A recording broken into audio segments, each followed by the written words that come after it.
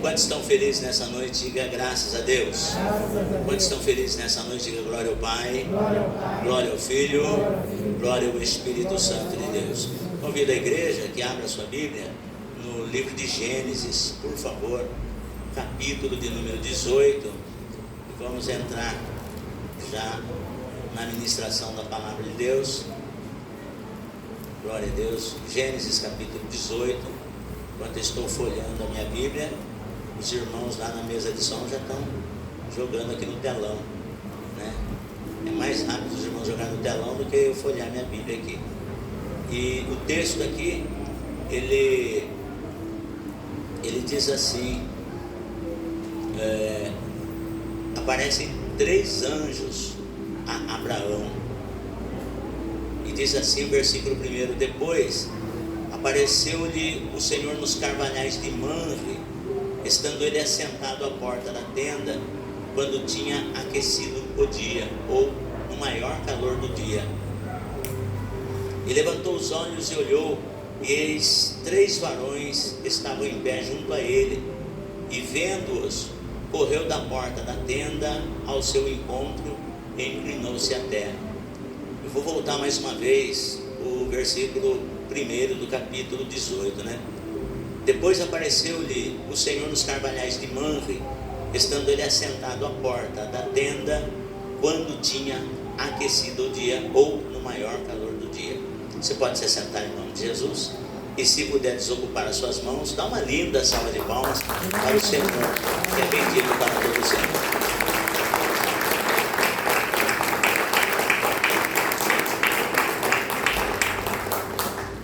Aleluia. Amados, hoje é o segundo domingo do mês. Domingo passado nós tivemos a Santa Ceia do Senhor e foi uma bênção, e hoje não será diferente. Nós estaremos ao término desse trabalho, dessa ministração, orando pelos irmãos e irmãs, e logo em seguida estaremos ungindo-os, como nós fazemos todo segundo domingo do mês. E Deus tem nos honrado. Se nós temos chegado até aqui, irmãos, é puramente a mão do Todo-Poderoso. Nós não chegaríamos até aqui se não fosse a potente ou as potentes mãos de Deus que tem nos agraciado, que tem nos sustentado. A gente tem andado por aí e tem visto, e eu quero trazer para a igreja o quanto nós somos bem-aventurados, porque muitas pessoas não suportam as lutas, muitas pessoas não suportam as dificuldades, param no meio do caminho, outros abandonam a cruz, outros deixam de servir a Deus, e assim, irmãos, nós permanecemos em pé, porque nós temos uma história escrita pelo dedo de Deus, e a nossa história, ela foi escrita com o sangue precioso do Senhor Jesus. E lembre-se que nós tínhamos uma história de derrota, uma história de fracassos. Quantas vezes nós começamos projetos e chegava um determinado momento, abandonávamos, engavetávamos o projeto, porque achávamos que aquilo não era para nós. Ah, não, isso daí não é para mim, isso daí não dá certo. E assim, muitas das vezes nós adiamos sonhos, sepultamos projetos, porque achávamos que era extremamente demais para nós. E quando Deus, o Todo-Poderoso, Ele tem o melhor para os seus. Só que nós precisamos tomar cuidado também, porque existe um pseudo-evangelho. Quando Paulo está ministrando a igreja aos Gálatas, ele fala que tinha alguns judaizantes, alguns legalistas, que estavam pregando outro evangelho. E nós precisamos tomar cuidado, porque já nos dias de Paulo estava se pregando outro evangelho. E Paulo dizia assim: olha, se vocês abraçarem outro evangelho, ao qual eu não vos preguei, vocês sofrerão, vós sofrereis. E as pessoas estavam aí no versículo 8 do capítulo 1 de Gálatas. Você vê Paulo falando assim, que se nós pregarmos, ou se um anjo descer do céu pregando um outro evangelho,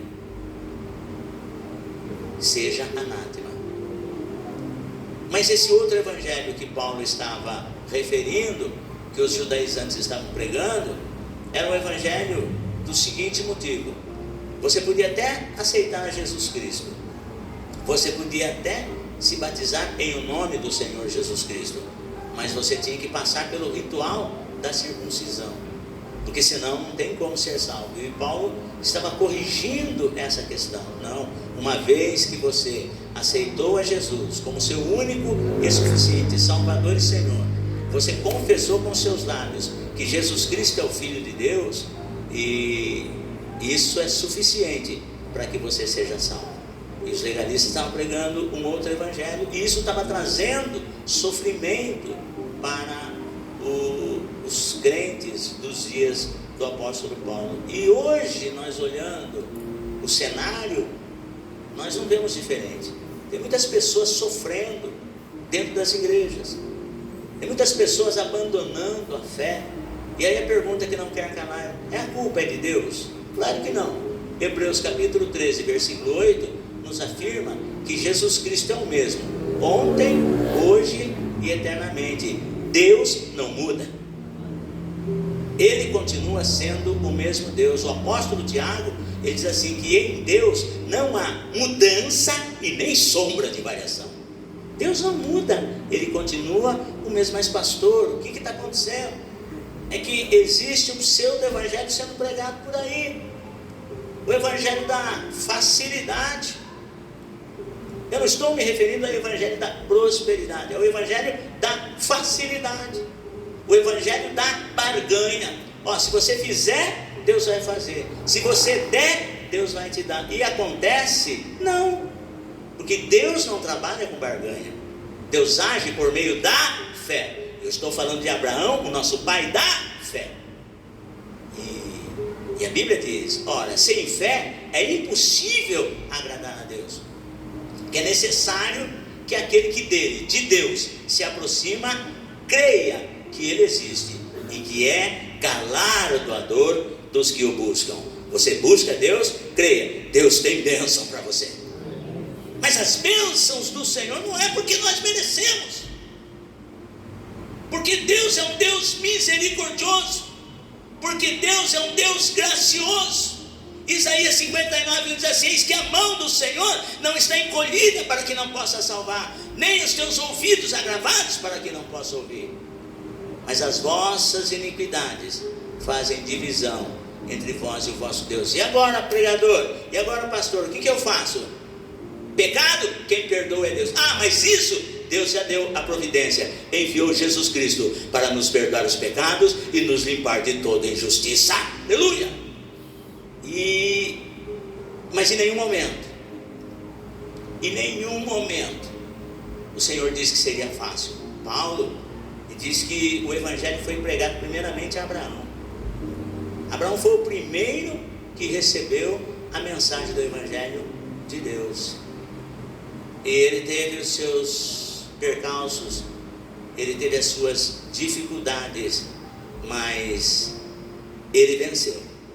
E se Abraão venceu, eu e você, que somos pela fé filhos de Abraão, através de Jesus Cristo, nós já somos mais do que vencedores.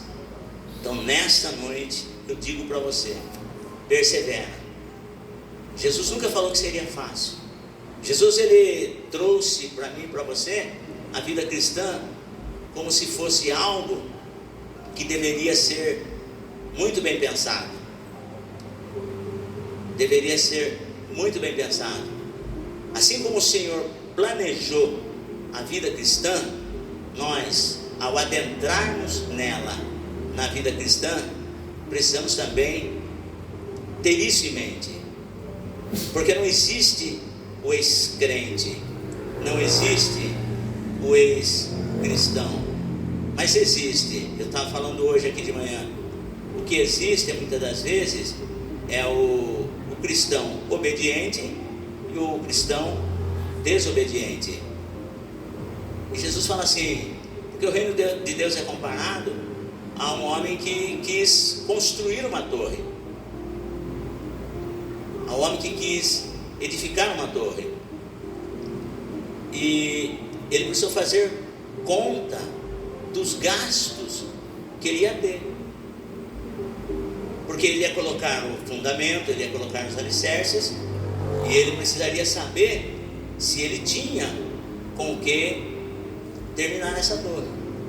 Porque se acontecesse dele, ao colocar o fundamento e acabar o dinheiro e ele não ter com que terminar, aí as pessoas iriam muitas das vezes zombar dele, dizendo: tá vendo? Esse homem, ele começou a construir e não teve bala na agulha. Esse homem começou, mas não aguentou a pegada e ele parou no meio do caminho. Ou qual é o rei que, saindo para a peleja contra o seu oponente, contra o seu adversário, não vai fazer o cálculo do número de soldados que ele tem? Porque se ele tem 10 mil, ele vai sair para a peleja com que vindo contra ele 20 mil, ele vai ter que analisar e falar: será que os 10 mil que eu tenho vai dar para encarar o que vem contra mim com 20 mil soldados? De outra maneira, ele pede conselho de paz. Ele vai chegar para o seu oponente e vai falar: vamos dar a trégua, vamos ficar em paz, porque eu não tenho condições de guerrear contra você. Então agora nós trazemos para a nossa vida espiritual. Uma vez que nós levantamos a nossa mão e aceitamos a Jesus Cristo como único e suficiente Salvador e Senhor, não tem volta.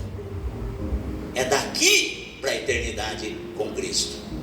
Porque se nós recuarmos, se nós retrocedermos, aí vem um adversário: ué, onde está o seu Deus?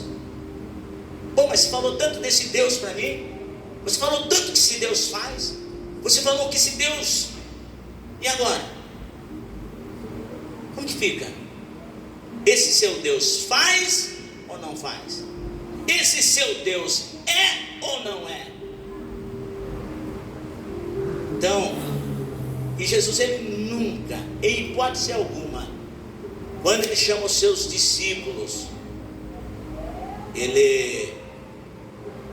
a mensagem que ele dá para aqueles homens, principalmente ali no mar da Galileia, ou lago de Genezaré, ou mar de Tiberíades, como queiram, quando Jesus, uma certa ocasião, 2 discípulos lá desenchavidos, desanimados, porque o desânimo faz parte dessa vida. Por que que acontece, irmãos? Porque nós temos as nossas preocupações diárias. Eu costumo dizer para minha mulher, eu falo assim: dona Marli, você já parou para analisar que eu e você, nós não temos problemas? Mas pastor, não, porque na verdade os problemas, eles vêm de fora. Porque vai chegando uma etapa na vida conjugal, escute, não estou falando em termos de perfeição, não ter dificuldades, não ter certas incompatibilidades, não. É que vai chegando um tempo na vida conjugal, principalmente, que nós vamos aprendendo a administrar cada circunstância, cada situação.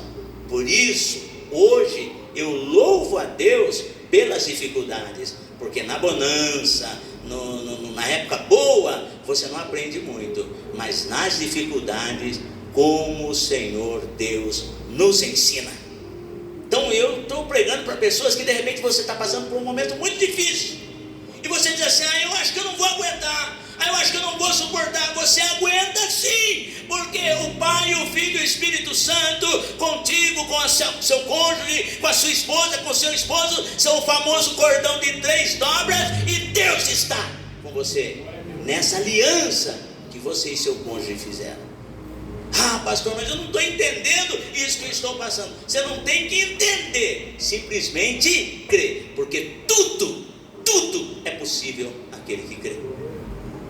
E aí, os discípulos lá, principalmente no capítulo 5 do Evangelho de Lucas, Você vê quando Jesus andando ali no mar ali, ele vê alguns homens preocupados. Porque olha, irmãos, não tem quem conhece mais nós do que primeiro nós mesmos e segundo o nosso Deus Todo-Poderoso. Porque muitas das vezes o que nós sentimos, nós não compartilhamos nem com a pessoa que está do nosso lado. E aí, porque é comum às vezes as pessoas falarem assim: nossa, mas por que você não falou que você estava desse jeito? Porque você não me perguntou. Nossa, por muitas vezes minha esposa falou: nossa, mas e você passando por tudo isso, você não falou nada? Eu falei: é porque você não perguntou. E às vezes a gente acha que a pessoa que está do nosso lado tem a obrigação de saber tudo. Não, tem momento que nós temos que chamar o nosso cônjuge, não é assim, missionária Grazi, presbítero Wellington? Então é que nós temos que chamar do lado e falar: olha, a situação ela está assim, assim, assim. Nossa, bem, se você tivesse falado antes, nós já tínhamos resolvido o problema mais cedo. Eu falei: não, mas eu achei que você soubesse. Não, nós não temos bola de cristal. Tem momentos que o Senhor revela, ou através de um sonho, ou através da palavra. Nós temos que ter ligação, afinidade com a palavra de Deus, porque Deus fala conosco por intermédio da sua palavra escrita. Deus fala conosco por intermédio do Espírito de Deus em nós.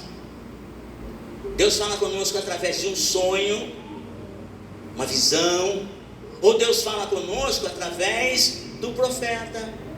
Mas eu não posso ter isso como uma via de regra. Aí eu vou lá porque o profeta vai falar comigo. A profecia está sendo transmitida. Deus está falando com você. Seja sensível à voz do Espírito de Deus.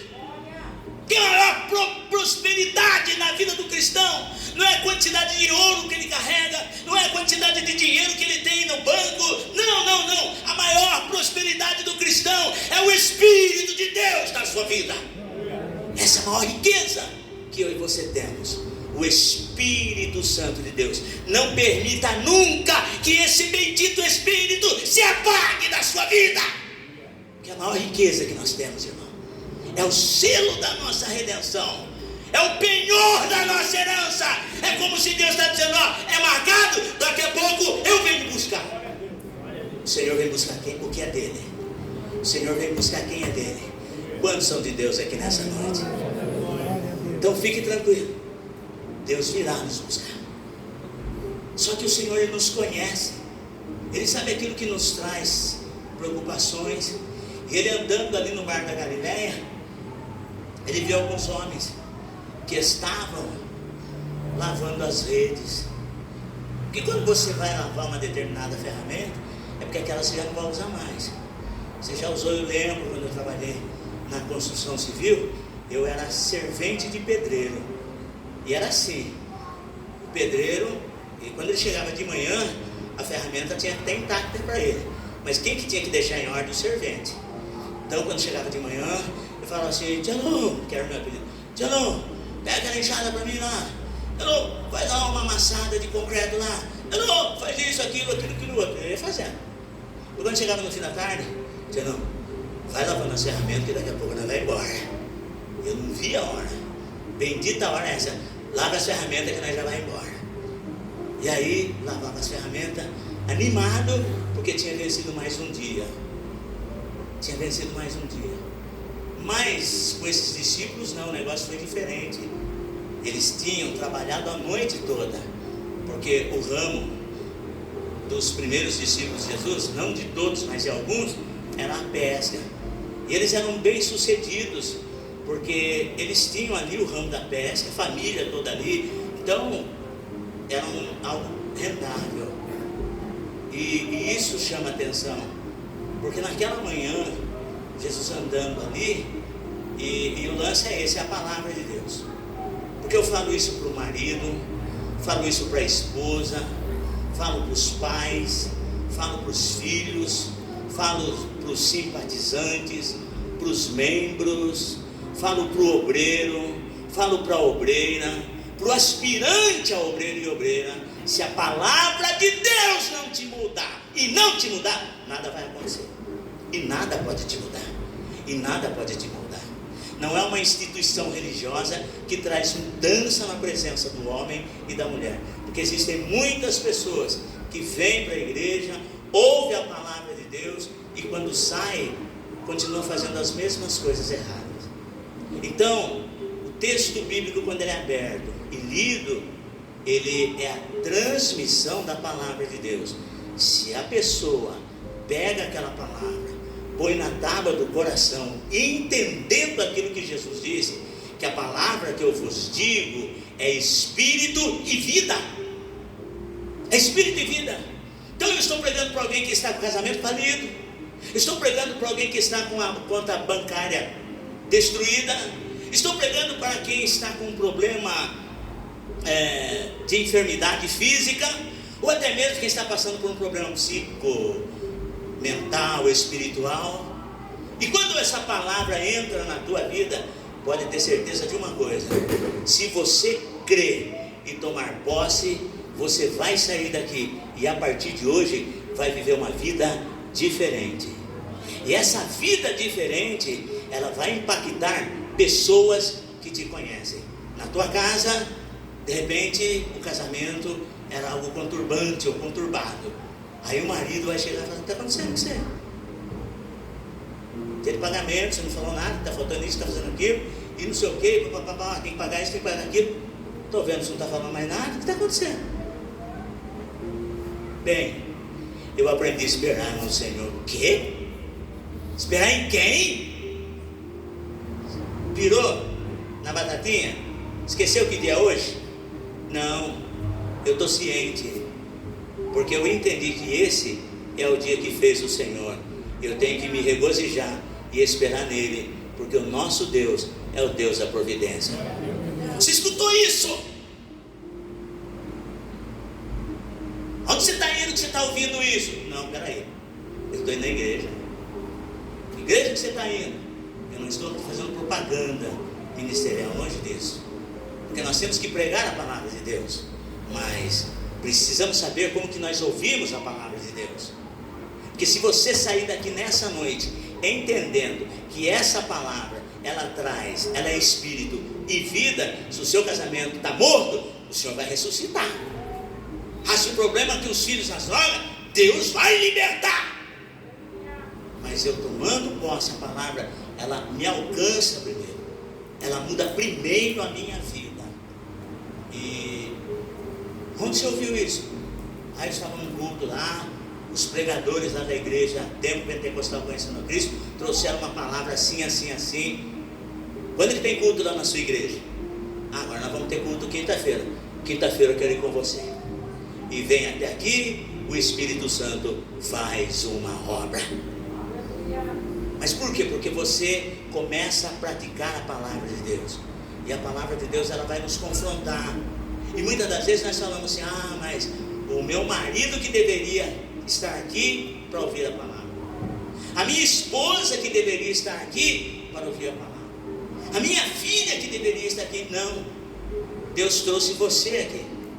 Você está comendo a palavra, você está orando pela tua casa.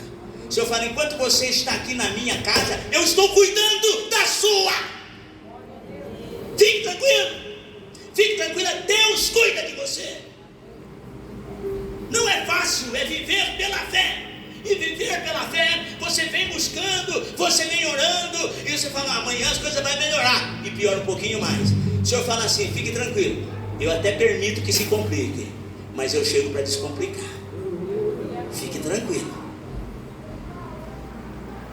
Os discípulos lá, lavando as redes, desanimados, mas eu acredito assim que um olhava e falava: nossa, cara, é a segunda parcela do barco e eu não consegui pagar, irmão Toninho. É a segunda parcela do barco eu não consegui pagar. E essa noite que nós achamos que o negócio ia bombar, que nós achamos que o negócio ia arrebentar, não deu nada certo. Não deu nada certo. E agora eu vou chegar na minha casa, tenho até vergonha. Tem momentos, irmãos, que a gente passa por algumas situações que quando você ingressou na vida matrimonial, familiar, você jamais imaginava que você ia passar por isso. E você é crente. E você serve a Deus. E tem horas que você começa a se questionar, pô, mas será que eu estou fazendo tudo certo? Porque está sendo pregado o seu evangelho aí, tipo assim, dando tipo um manual, ó, se você fizer assim, assim, assim, assim, assim, vai dar tudo certo. E dá tudo errado. Eu falo, irmãos, porque eu ouvi de um pai desesperado. As pessoas, quando encontram-se com pessoas e ó, não quero que você se escandalize, porque hoje em dia manipula-se a fé das pessoas em cima da necessidade das pessoas. Ó, teu filho está doente, teu filho está assim, assim, assim, mas se você fizer isso, o seu filho vai ser curado. E aí disse que o rapaz foi, fez o que tinha que fazer, suspendeu a quimio, a radioterapia, porque o problema do menino já foi sanado, já foi curado. 6 meses depois, o pai liga novamente nessa instituição religiosa, falou: o que eu fiz de errado? Porque eu passei nas suas instituições, dando testemunho que o seu Deus cura, que o seu Deus faz, e agora o médico me liga, diz assim que o problema na vida do meu filho voltou de uma forma agressiva, e não tem mais o que fazer, e o meu filho está com os dias contados. O que é que eu fiz de errado?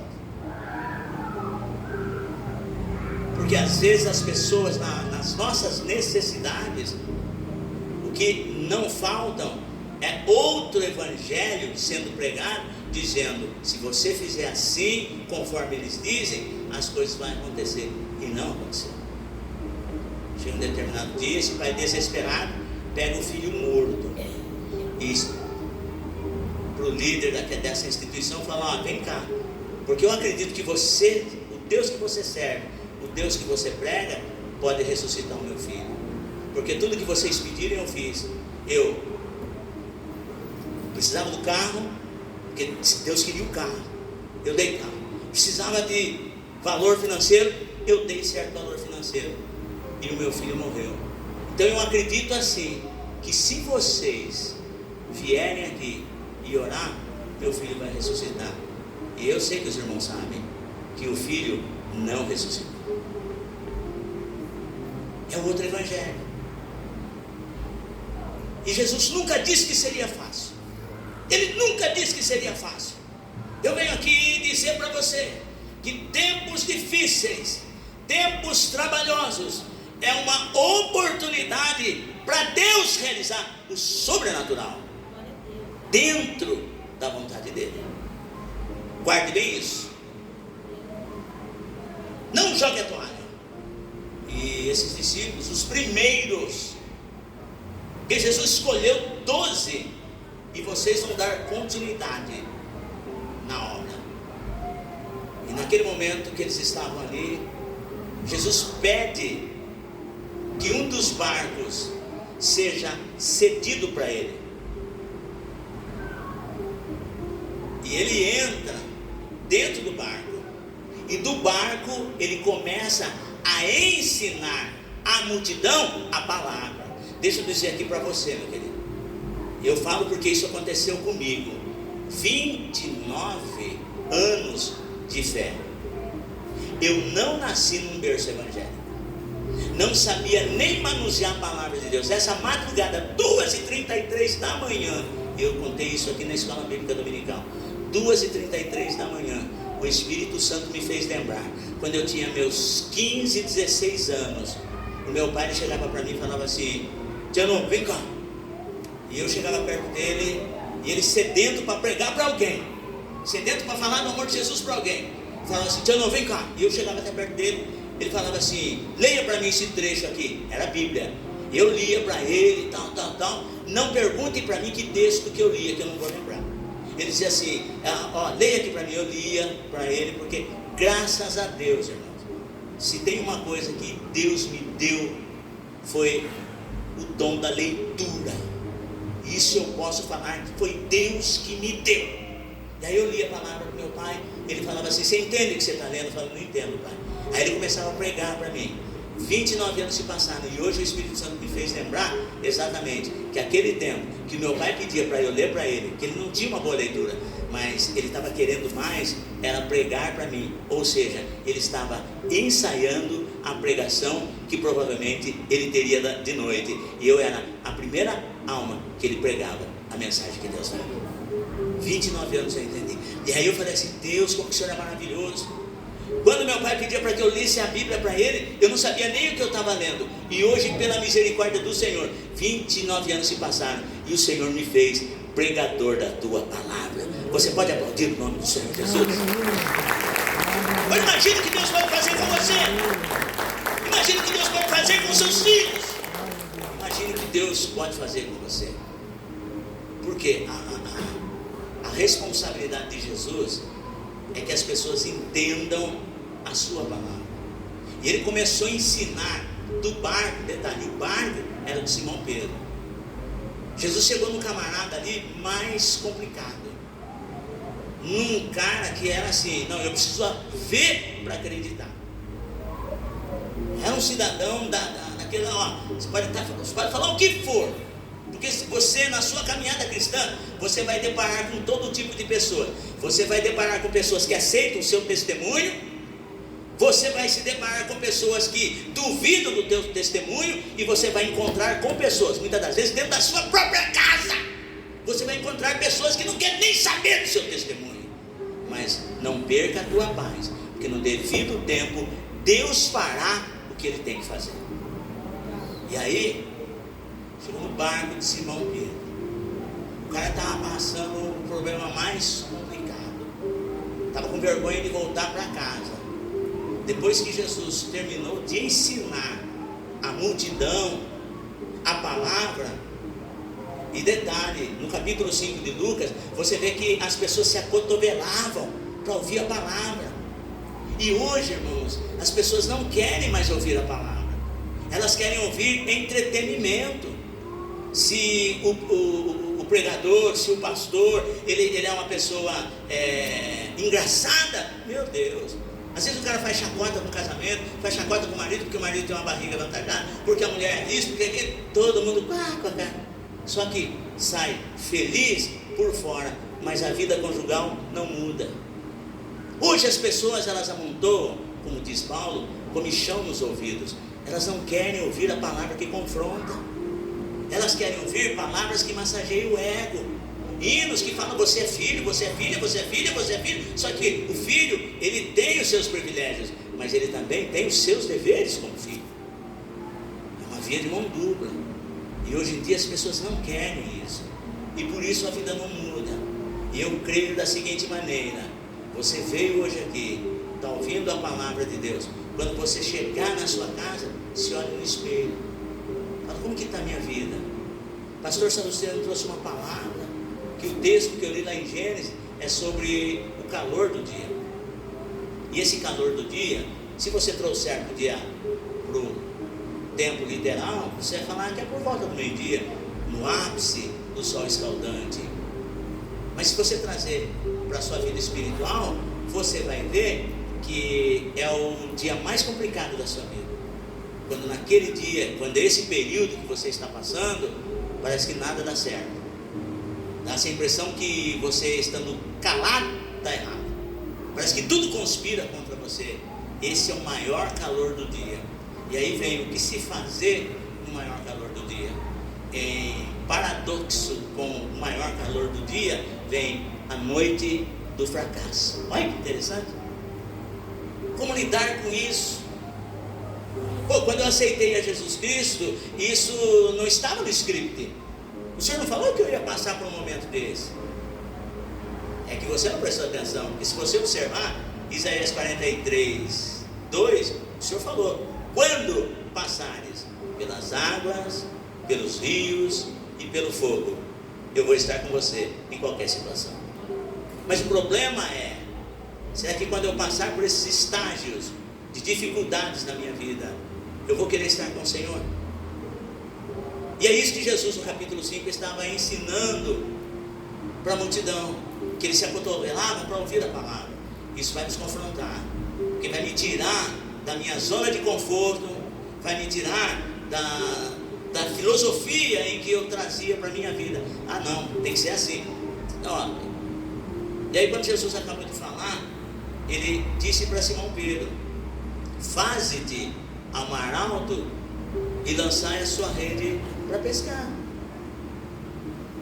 Simão Pedro estava seguro, ele estava numa base criada por ele, na sua intelectualidade, no seu profissionalismo. Ele falou: Senhor, ó, o senhor é filho de carpinteiro, exerce a função de carpinteiro, porque o pai adotivo de Jesus trabalhava na carpintaria. Então Jesus aprendeu o ofício na carpintaria com o seu pai adotivo. Talvez Pedro dissesse assim: Senhor, de madeira o senhor entende, de coisas de marcenaria, de carpintaria, eu não me atrevo a debater com o senhor, porque nisso o senhor é expert. Mas, aliás, nós temos barcos aqui feito por José, o marido de Maria. Mas agora na pesca não, senhor. Na pesca eu manjo. Com toda a humildade, Senhor, da pesca eu manjo. E o melhor horário para se pegar peixe, para ser bem sucedido na pesca, é à noite.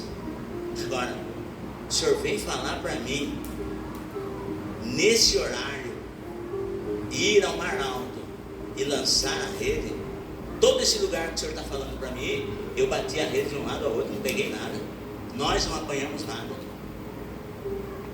Só que tem uma coisa: Pedro acreditou na palavra de Jesus. Ele não conhecia Jesus, mas o pregador, ele tem que falar com uma certa eloquência, para fazer com que você entenda que o poder não está na palavra do pregador, o poder está na palavra de Deus. E o Senhor, ele disse assim, que assim será a palavra que sair da minha boca. O Senhor disse: ela não voltará para mim vazia, mas fará o que me apraz e prosperará naquilo pela qual enviei. Você acredita em coincidência? Eu não acredito.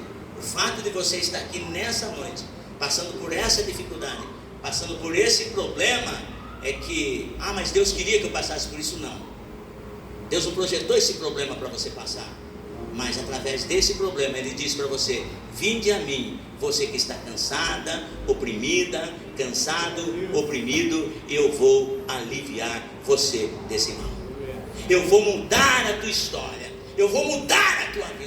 Pregador, o senhor está falando isso porque o senhor não me conhece. O senhor está falando isso porque o senhor não conhece meus filhos. O senhor está falando isso porque o senhor não conhece a minha esposa, não conhece meu marido. Eu não conheço. Mas o Deus que eu prego aqui nessa noite é onipotente, onipresente e onisciente. Ele conhece todas as coisas. E Ele te trouxe aqui. E através disso Ele vai mudar a sua vida. Aí Pedro olha e fala: tá bom, Senhor. O Senhor falou com tanta propriedade, o Senhor falou com tanta certeza, que eu tenho na palavra do Senhor uma ordem. Eu tenho nessa palavra uma ordem. E Pedro fala assim: mas porque mandas, eu vou e vou lançar a rede. De primeira mão, a impressão que se dá é que nós estamos fazendo papel de ridículo, porque as pessoas que nos conhecem, elas veem alguma coisa diferente em nós, porque nós trazemos alguns hábitos diferentes. O incrédulo, ele tem certos hábitos, e o cristão, ele tem outros hábitos. Por isso o profeta Malaquias, ele diz assim: e outra vez vereis a diferença entre o justo e o ímpio, entre os que servem a Deus e os que não servem. E parece que quando nós estamos servindo a Deus, irmãos, nós nos despojamos da velha criatura. Esse lance de ficar duvidando, de ficar falando palavrão, de ficar sendo irritável, essas coisas mudam nas nossas vidas, mas não da noite para o dia, é no decorrer da nossa caminhada e da nossa comunhão. Nós estamos trocando velhos hábitos por bons hábitos.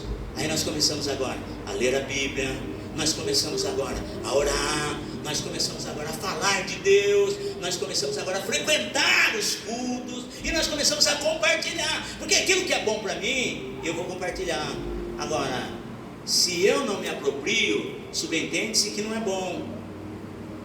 Aí porque depois as pessoas veem, mas se fosse bom você estava lá, se você não está, porque não é tão bom assim. E aí nós começamos a cultivar novos hábitos. E Pedro, em posse da palavra, tendo a palavra de Jesus como uma ordem, não como uma sugestão. Porque se você vem, ouve a palavra e não põe em prática, é apenas uma informação para você. Mas quando você, ao ouvir a palavra, tomar posse dela, você vai tomando posse, e essa palavra vai transformar as situações na sua vida pessoal, ao seu entorno, a ponto de impactar pessoas. E é isso que o Senhor quer. Não tenha a palavra de Deus como apenas uma informação, não. Traga como solução para você. Não, eu saí de lá hoje com uma palavra, que Deus vai mudar a minha história.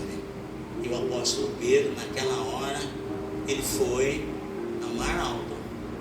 E lá, irmão, as ondas arrebentam em cima da embarcação. E às vezes a gente fica, mesmo ele sendo um pescador nato, mesmo ele conhecendo o mar, chegava um momento que as ondas, elas vinham e metiam medo em Pedro. Porque mesmo Jesus estando no barco, teve uma hora lá que a tempestade veio, o vento veio, e Pedro chega para Jesus e falou: mestre, não se te dá que perecemos? Ele, conhecendo o mar, conhecendo a situação, muitas das vezes ele se amedrontava. E o Senhor fala assim: vai ao mar alto. Ou seja, quando o Senhor te manda a enfrentar grandes dificuldades, porque nas grandes dificuldades é que estão as maiores bênçãos. O Senhor nunca vai te levar para uma situação para te envergonhar ou para te matar. E Pedro foi, quando ele foi, lançou a rede, irmãos. Mas a Bíblia diz, Lucas diz, que pegaram uma grande quantidade de peixe que quase arrebentou a rede. Tamanha a quantidade de peixe que eles pegaram. E precisaram fazer sinal para que as pessoas que estivessem no outro barco viessem ajudar. Ou seja, quando Pedro tomou posse da palavra, ele foi, pegou a bênção para ele e teve bênção para compartilhar com seus amigos. É para dar glória a Deus. Precisa dar glória a Deus. Porque o que Deus está fazendo aqui na sua vida hoje vai impactar na vida de pessoas que te conhecem. Rapaz, você precisa ouvir. Você precisa ouvir o Aguinaldo falar. Mas para o Aguinaldo passar por isso, ele teve que ir ao mar alto. Então aquilo que Deus está fazendo, você vai compartilhar com pessoas. E aí quando eles voltaram, porque o mistério não está quando você vai, mas quando você volta. Porque lá na beira da praia estava todo mundo esperando. Algumas pessoas falaram: nossa, Pedro agora pagando o maior bico. Não se viu, de noite, passou a noite inteira pescando. Nada. E agora, mas quando Pedro volta, a primeira coisa que ele fez, e as pessoas que estavam junto com ele com os barcos, cheios de peixe, a primeira coisa que Simão Pedro faz, ele se prostra de joelho, fala: Senhor, ausenta-te de mim, porque sou um homem pecador. Ele viu a maravilha, ele viu o que o Senhor fez, tirou ele do constrangimento, tirou ele da humilhação, ele e os seus amigos, tirou ele da vergonha. Falou: agora você pode voltar tranquilo para sua casa, pode chegar lá para tua esposa e falar: bem, Deus é uma bênção tão grande que nós vamos conseguir não somente pagar 2 parcelas do barco que estão atrasadas, nós vamos quitar o barco e dá para comprar outros barcos à vista, ampliar o nosso negócio. Mas ele chega: Senhor, ausenta-se de mim, porque sou um homem pecador. E Jesus faz uma promessa para ele. Jesus não falou: olha, Simão Pedro, a partir de hoje você vai expandir o seu negócio na pesca. A partir de hoje você vai colocar tudo nas suas embarcações Jesus is love, porque você vai aumentar a sua frota. Não, Jesus falou isso para ele.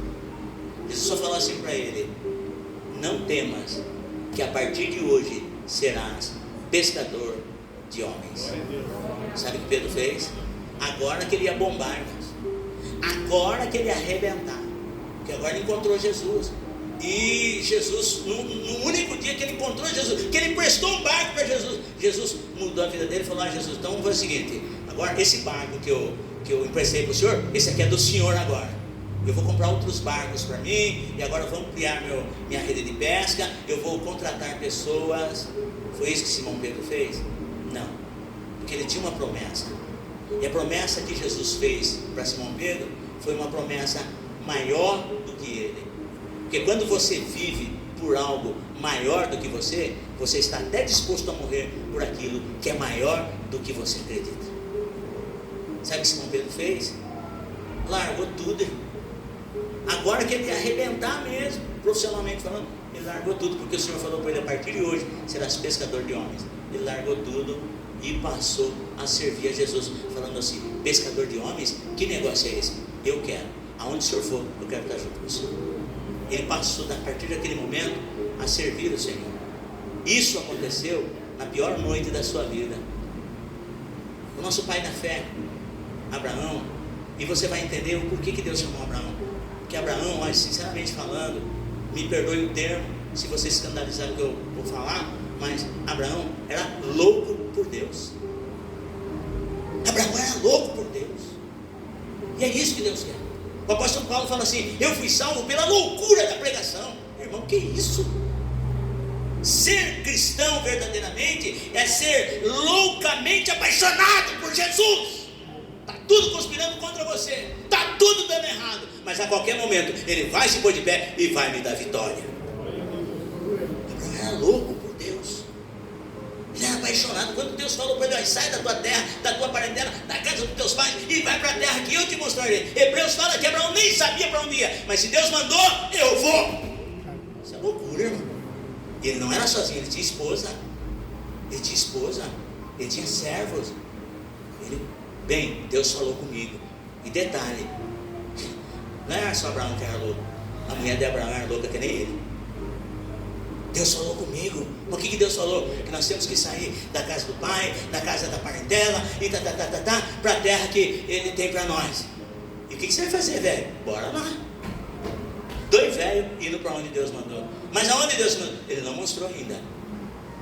Isso é loucura. Abraão era loucamente apaixonado por Deus. Chega no capítulo 14, ele vai numa peleja lá. Por quê? Porque o seu sobrinho Ló, que eu ministrei aqui num domingo de escola bíblica dominical, que Deus só não fala das coisas boas que Abraão fez, mas fala também das falhas de Abraão. Porque Abraão era ser humano como eu e você. Mesma hora que nós estamos no auge, chega algum momento da nossa vida cristã, a gente dá aquela deslizada.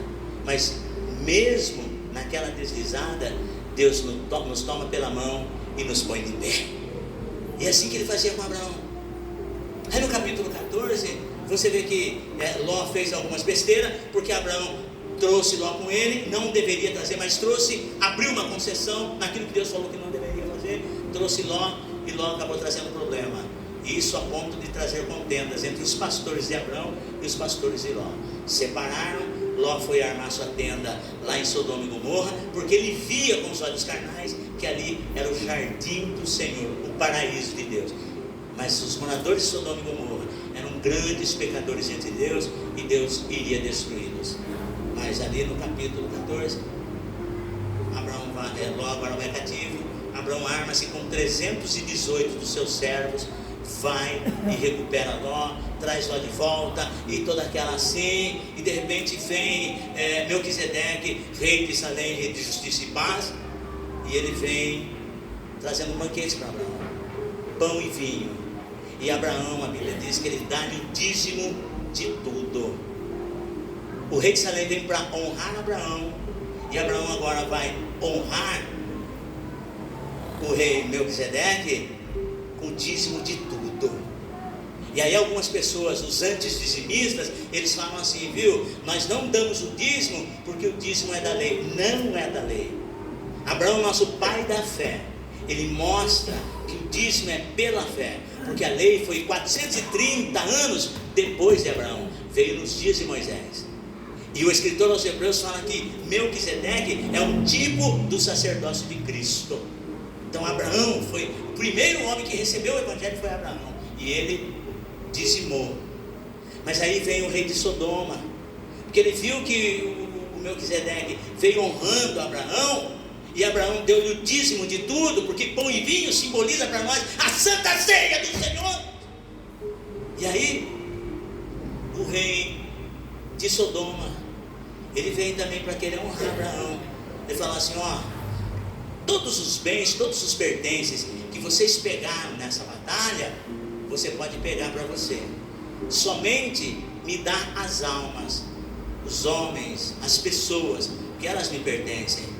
Então levanta a mão e fala assim: olha, eu tenho levantado a minha mão ao Deus Altíssimo, ao El Elyon, que eu não tomarei nada daquilo que pertence a você, porque em Sodoma não tem nada para crente. Que eu não tomarei nada da sua mão, a não ser Ané, Escol e Manre, que eles tomem a sua parte, mas eu não tomarei nada daquilo que pertence a você, para que amanhã você não venha dizendo: eu enriqueci Abraão. Ou seja, o Deus Todo-Poderoso, ao qual eu sirvo, Ele é o possuidor de tudo, Ele tem me abençoado. E aí, no capítulo 14 você vê isso. Já no capítulo 15 você vê Abraão ainda, né? Desanimado. No versículo 1, Deus aparece a Abraão, dizendo, porque as pessoas que estavam em torno, porque a nossa vida, ela causa impacto nas pessoas. Todo mundo sabe o que está acontecendo com o pastor Sadu. Não é novidade. Quando as coisas são boas: nossa, pastor Sadu, fiquei sabendo o que está acontecendo com você. Oh, parabéns, você é merecedor. Não que eu seja. Mas quando as batalhas vêm, quando os ventos sopram o contrário, às vezes as pessoas não têm coragem de chegar para o pastor Salustriano, mas fica nas entrelinhas, no tititi, no zum. Que certo está acontecendo com o pastor Salu? Mas será que ele vai aguentar? Aguenta, porque Deus está na peleja. Mas a nossa vida, ela causa impacto nas pessoas. E Abraão, quando ele rejeitou a oferta do rei de Sodoma, aí as pessoas começaram: nossa, mas Abraão foi bobo mesmo. Agora que ele ia dar aquela levantada, agora que ia melhorar a situação dele, ele foi rejeitar a oferta do rei de Sodoma. E quer queira, quer não, a gente é ser humano e acaba muitas das vezes se frustrando em determinadas circunstâncias. E Abraão ficou triste, desenchavido. No capítulo 15 de Gênesis você vai ver Deus animando Abraão. E Deus chega para ele e fala assim: Abraão, não temas. As pessoas estão falando de você que você deveria fazer isso, deveria fazer aquilo, e você não fez por amor a mim. Fique tranquilo, eu sei que você é louco por mim, eu também sou louco por você. Eu penso assim, que se Deus conversasse com Abraão nessa mesma linha como o homem conversa com o seu amigo, né? Então Deus diria assim para Abraão: mas não temas, Abraão, eu sou teu amigo, eu sou teu escudo, teu grandíssimo galardão.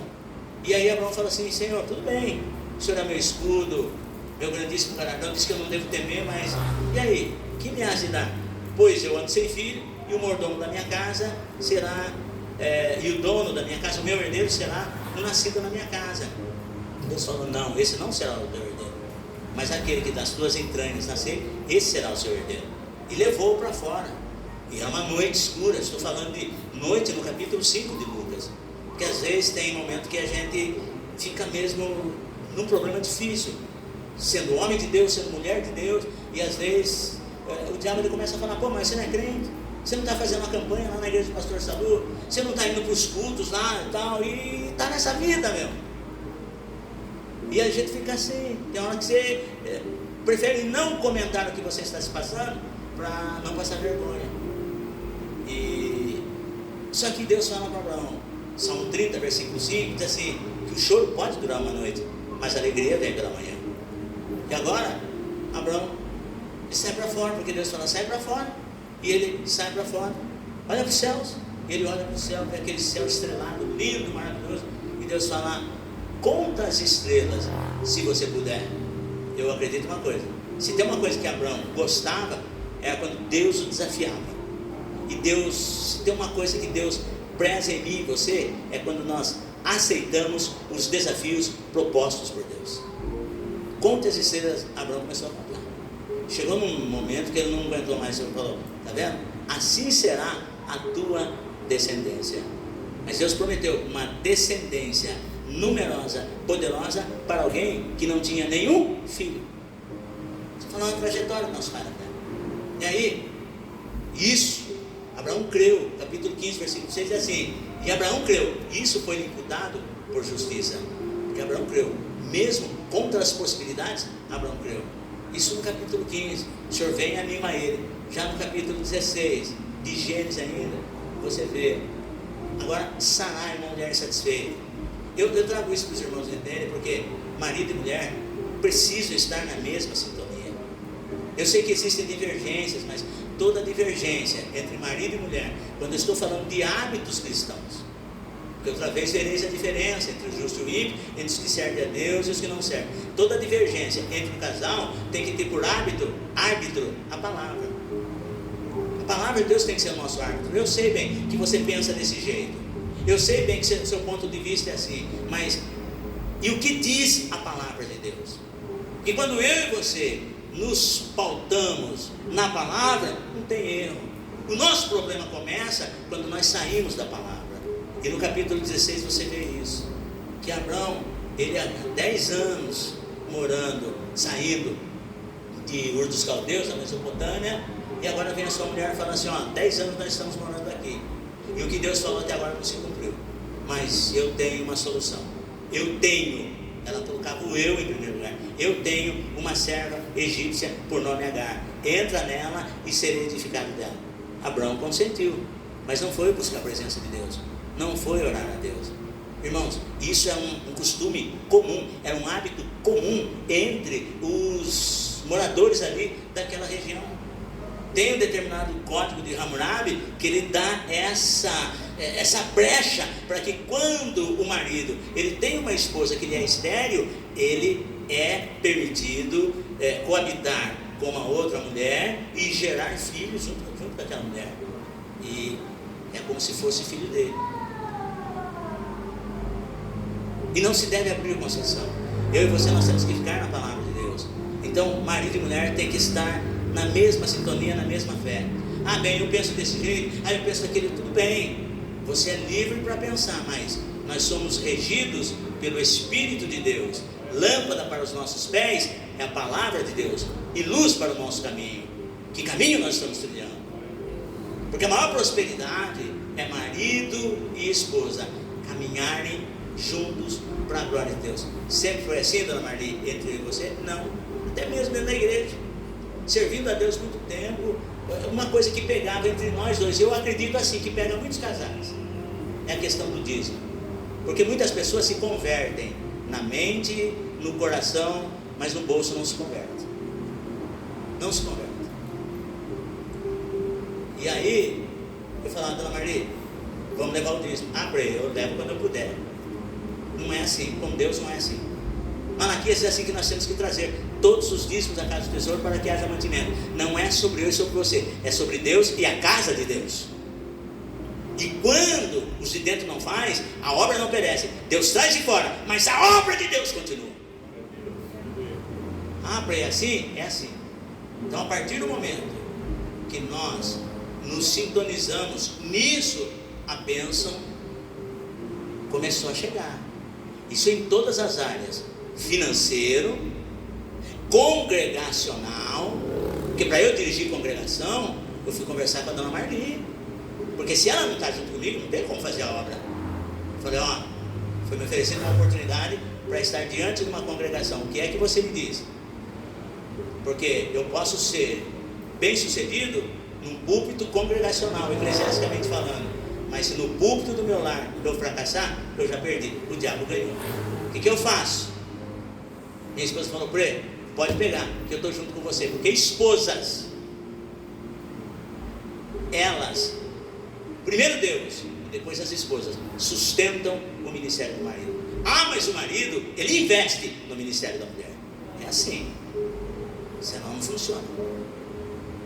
Porque chega um momento que você vai passar pela crise, mas se você tem a sua esposa junto com você, se você tem o seu esposo junto com você, juntos, vocês são mais que vencedores. passei por momentos, que chegou um momento, ministerialmente falando, que ficou só eu e minha família. Ficou só eu e minha família. E aí eu falei, Deus, o que nós vamos fazer? E Deus usava a boca de um dos filhos e falava, pai, não está sua mãe aqui? Sim, mas sentimos a glória de Deus. Aonde nós chegamos? Aonde Deus nos colocou? Agora, Abraão consentiu. Tiveram Ismael, a partir dali tiveram só problema até os dias de hoje. No capítulo 17, do 16 para o 17, Deus não falou mais com Abraão. Quando chega no capítulo 17, Deus olha para ele e fala, rapaz, você já está com 99 anos, você vai descer para a sepultura, depois vai falar que eu sou infiel, não cumpri minha promessa. Quer que as bênçãos aconteçam na sua vida? Anda na minha presença, ser perfeito, vou colocar meu concerto, minha aliança com você, e a sua vida vai ser uma bênção. Abraão tomou posição. Agora no capítulo 18, o maior calor do dia é o período que ele falou, Senhor, até agora as coisas não aconteceram, eu acredito que não vão acontecer mais.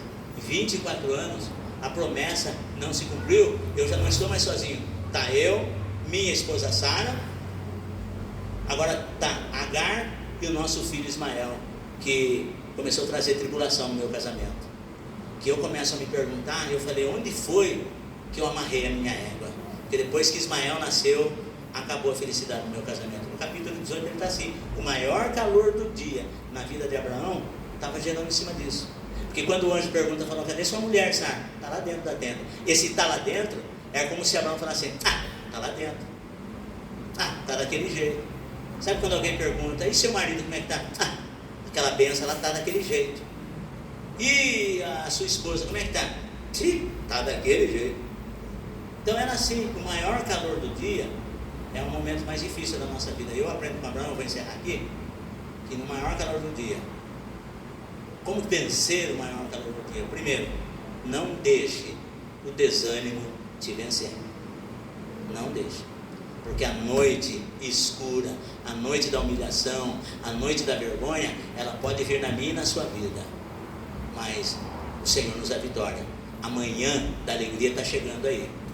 O dia, o maior calor do dia, ele pode vir na vida do casado, pode vir na vida do solteiro, pode vir na vida do jovem, pode vir na vida do velho. Quando serve a Deus, pode vir. Mas Deus manda dizer para você, se você está passando no maior calor do dia, no seu matrimônio, na sua vida financeira, na sua saúde, não deixa o desânimo te vencer.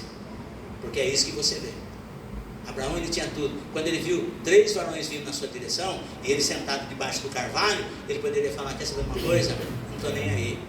Mas Abraão, ele cultivava alguns hábitos, e ele praticava esses hábitos.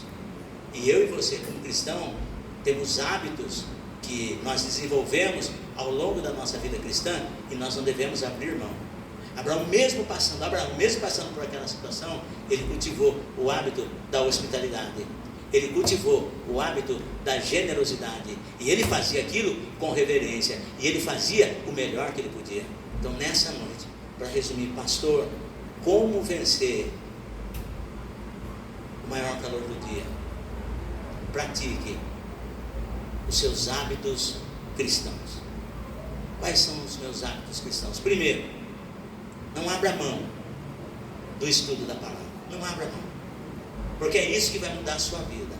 É isso que vai te dar condições para você vencer. Porque a palavra é espírito e vida. Pastor, assim como Abraão, ele não abriu mão desses hábitos no que tange a hospitalidade, que eram os hábitos que eles tinham. E agora eu e você como cristão, a partir do momento que nós nos convertemos, nós também passamos a cultivar novos hábitos. O segundo hábito que eu e você não podemos perder é a oração. Pastor, você tem um tempo com Deus em oração? Pastor, eu oro assim, quando eu estou no trânsito, quando eu estou lavando louça. Não, aquele momento especial seu com Deus, aquele momento que você tem o seu altar de oração, porque Abraão, aonde ele ia, ele edificava um altar de oração. E esse hábito eu e você temos que ter, um altar de oração. É onde você chega lá, Senhor, está tudo errado, Senhor, eu estou no maior calor do dia, Senhor, eu estou na noite da vergonha, mas eu estou aqui nesse altar, porque eu sei que é aqui que o Senhor me responde.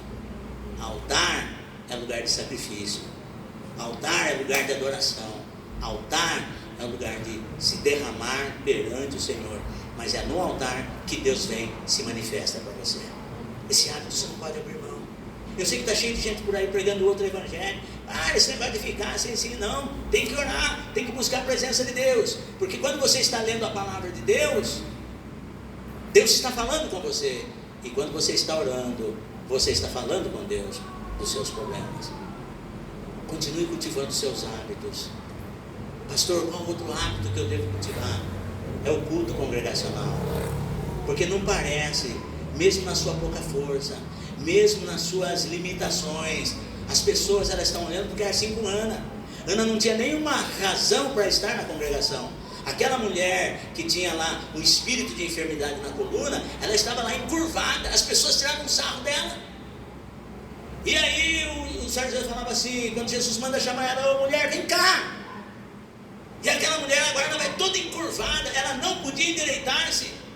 Ela estava lá toda torta, toda curvada. Irmãos, eu tenho visto pessoas, com todo respeito, se você tiver a oportunidade, hoje a nossa irmã Lourdes ela não está andando muito mais, mas de quem conhecia a nossa irmã Lourdes, hoje ela está muito encurvada. Eu conheci uma senhora também num dos bairros que nós estávamos até comentando sobre. Eu vi aquela senhora, como que ela encurvou-se, irmão. E no Evangelho de Lucas tinha lá essa mulher todinha encurvada. Eu acredito que quando ela chegava na reunião lá na sinagoga, todo mundo tirava sarro dela. E ela estava lá toda encurvada. Jesus olha, escute, irmão, ela é encurvada, mas ela estava lá. O cara da mão mirrada estava assim, ó, escondendo a mão mirrada, mas ele estava lá. Porque ele tinha aquele hábito. Aí quando chegou uma hora, Jesus falou assim, mulher, vem cá. E ela veio, Jesus impõe as mãos na costa dela e diz assim, estás livre da tua enfermidade. A mulher se endireitou.